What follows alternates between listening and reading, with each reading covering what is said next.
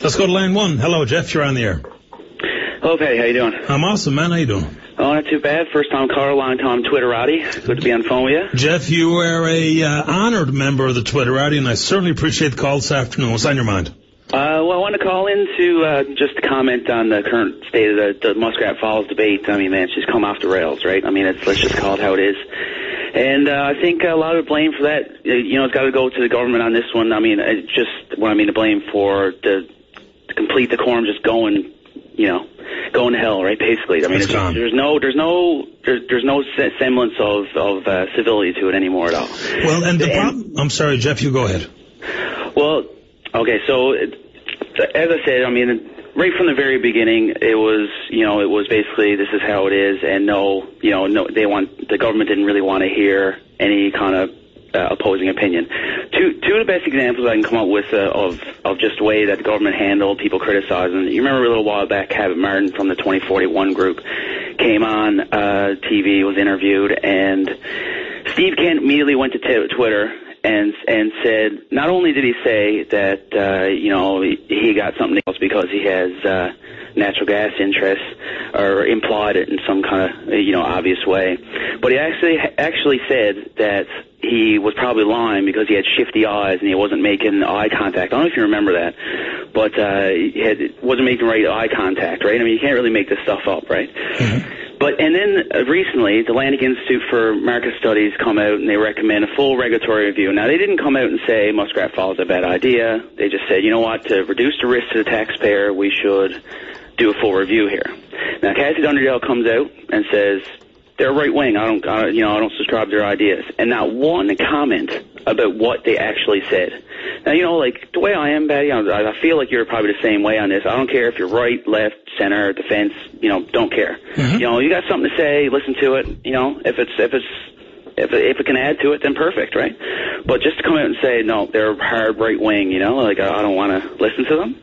It just doesn't make sense to me, I just don't get that. Well, I don't get it either, and I think both sides have really played their cards poorly here up until now. And your first point, I think, is interesting and probably very much true, Jeff.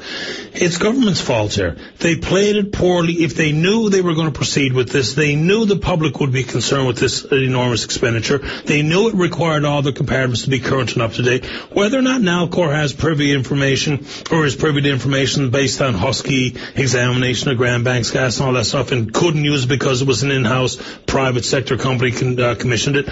All that stuff, we could have organized this so that it was a sensible, pragmatic approach with a business model attached. Whether or not it turned out at the end of the day that would be the right thing to do could have all been decided when the final numbers and all the alternatives were evaluated. But no, we've gone down this road of complete circus, big top kind of stuff, which has gotten us nowhere. Someone just wrote me a note saying, the last call with Dr. Earl is an example of where the Muskrat Falls conversation is going, and I agree. I don't even know what the point was there. I never got to say anything, Saucy, or ask him a question, because it didn't matter. He didn't care what I had to say, and there's not much I can do about that.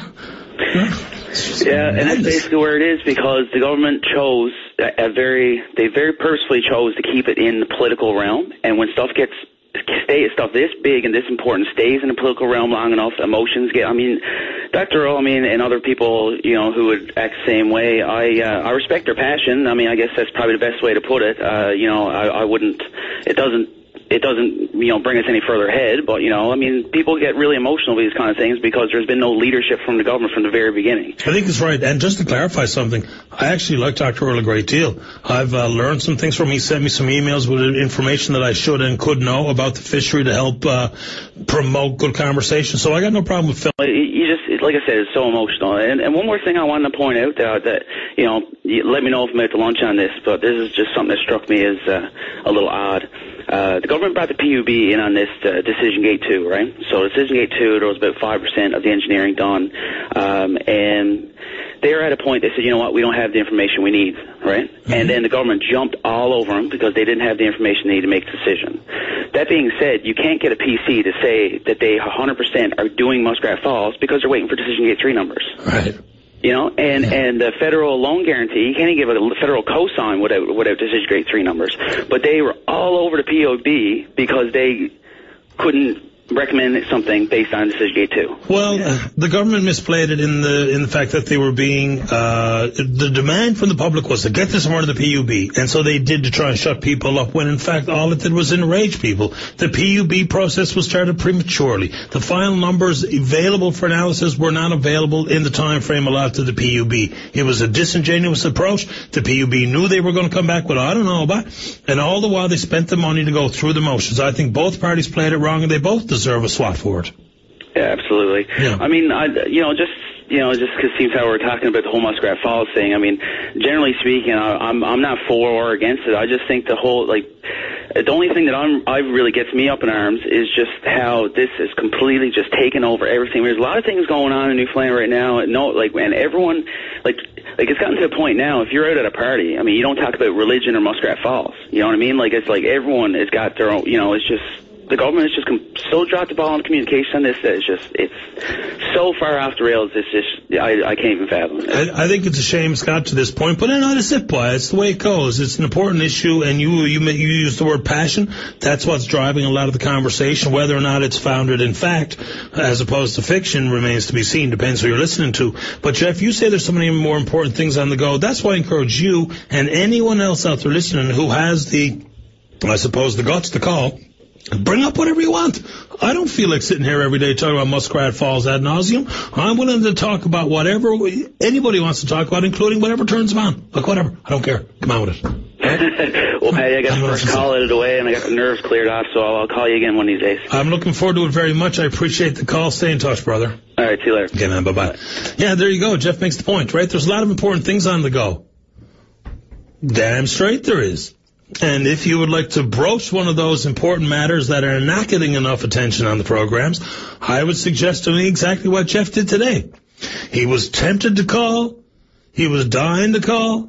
He eventually called. He found out it wasn't that bad. No one lost an eye. Nobody got hurt. We can talk about whatever you like. I'm not even joking. Muskrat Falls, sex, drugs, rock and roll, healthcare, crime, and justice. I don't care. I'm completely into it. If you're mad at me, sure, call. But if you're going to call, yell at me. Every now and then when I say your name, just take a deep breath, let me hop in. Let's call a conversation.